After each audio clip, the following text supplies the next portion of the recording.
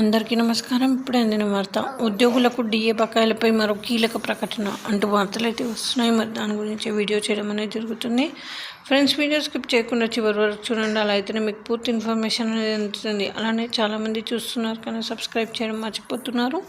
దయచేసి సబ్స్క్రైబ్ చేయండి, అలానే లైక్ చేయండి. ఇంకా లేట్ చేయకుండా వీడియోలోకి అయితే వెళ్ళిపోదాం. అయితే పింఛన్దారుల చెల్లింపుల వాయిదా వేయడం కోసం ఉద్యోగ పదవి విరమణ వయసు పెంచాలని ప్రభుత్వం చేస్తున్న ఆలోచన సరైంది కాదని తెలంగాణ రాష్ట్ర ఐక్య ఉపాధ్యాయ ఫెడరేషన్ పేర్కొంది.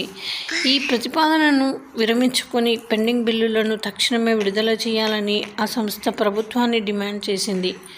రాష్ట్ర ఆఫీసు బేరర్స్ సమావేశం ఆదివారం ఆ సంస్థ రాష్ట్ర కార్యాలయంలో జరిగింది.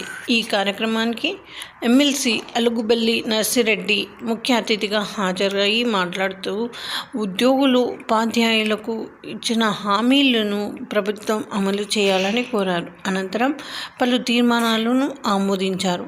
సమావేశంలో సంస్థ అధ్యక్షుడు చావరవి, ప్రధాన కార్యదర్శి ఏ వెంకట్, ఉపాధ్యక్షుడు కె జంగయ్య, కోశాధికారి టి లక్ష్మారెడ్డి తదితరులు పాల్గొన్నారు. సో ఇది ఫ్రెండ్స్, ఈ విధంగా వార్తలు అయితే వస్తున్నాయి. మరి డిఏ బకాయిల గురించి ఇంకా తెలియాలి. సో అయితే థ్యాంక్స్ ఫర్ వాచింగ్.